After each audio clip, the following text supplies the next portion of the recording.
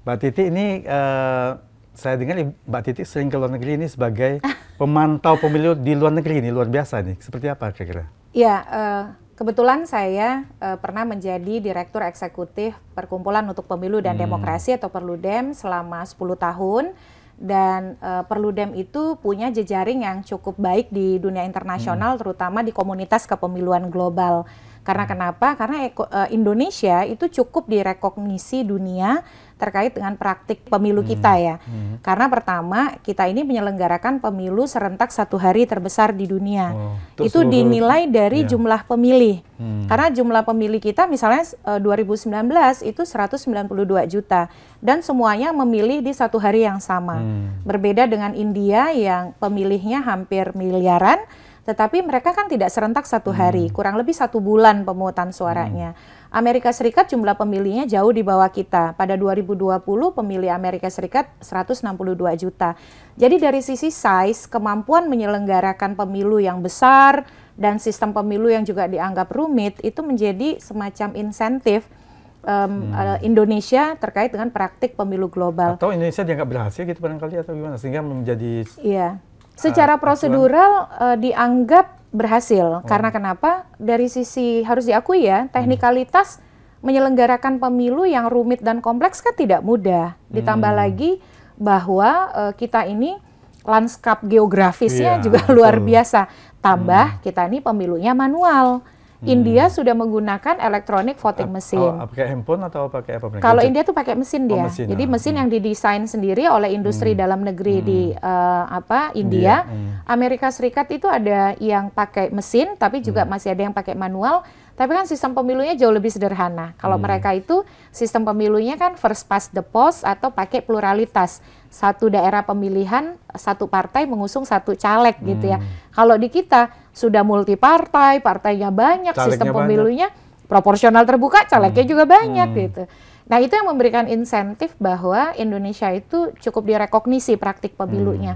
Nah yang kedua yang jadi juga penghargaan dunia pada kita, karena kita itu membuktikan pada dunia kompatibilitas antara Islam dan demokrasi. Jadi masih ada yang berpikiran Islam itu tidak kompatibel dengan demokrasi. Ternyata di Indonesia tidak. Islam dan demokrasi bisa berjalan berdampingan, tidak saling mendahului begitu ya, karena nilai-nilainya sebenarnya kompatibel satu sama lain.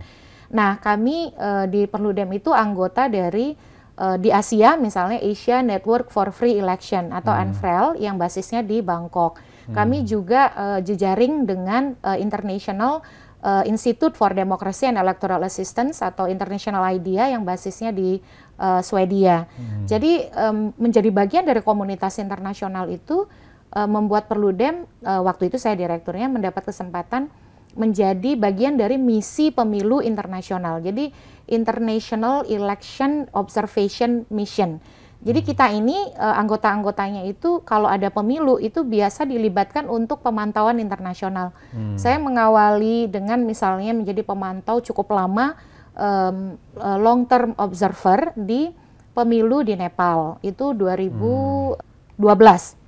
Lalu menjadi pemantau pemilu terutama di negara-negara yang mengalami transisi ya, Myanmar. Terus memantau saja terus apa? Mungkin kalau ada kecurangan bisa disampaikan atau bagaimana? Kalau pemantau pemilu internasional, dia salah satu ciri khasnya adalah dia lebih kepada memberikan penilaian, tapi dia tidak melaporkan pelanggaran. Karena kan sebagai bagian dari komunitas internasional, suatu negara itu penting untuk mendapatkan pengakuan bahwa pemilu dia berjalan dengan baik.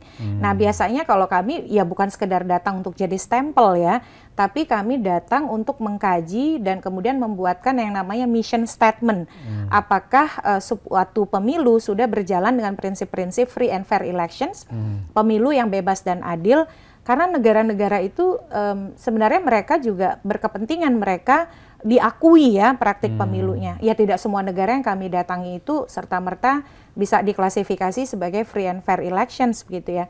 Misalnya contoh terakhir teman dari Perludem melakukan pemantauan pemilu di Myanmar begitu dan juga di Kamboja. Nah situasinya kan berbeda ya. Apa yang kira-kira menarik barangkali terjadi sesuatu yang luar biasa ataupun kecurangan ataupun ada konflik atau apa? Iya. Pernah nggak itu? Iya, kalau yang pernah saya alami karena saya pernah melakukan pemantauan pemilu di Nepal ya. Kalau di Nepal itu kan unik memang karena mereka dengan konstitusi baru dan juga mereka perebutan dua pengaruh ya sebenarnya antara beberapa negara di sekitar ya, antara Cina dan juga kekuatan-kekuatan negara lain gitu ya. Jadi terasa sekali tensinya begitu dan termasuk juga karakter pemilih di setiap negara itu berbeda. Jadi itu yang menantang sebenarnya. Jadi kita bukan sekedar belajar praktik demokrasi dari suatu negara, tapi juga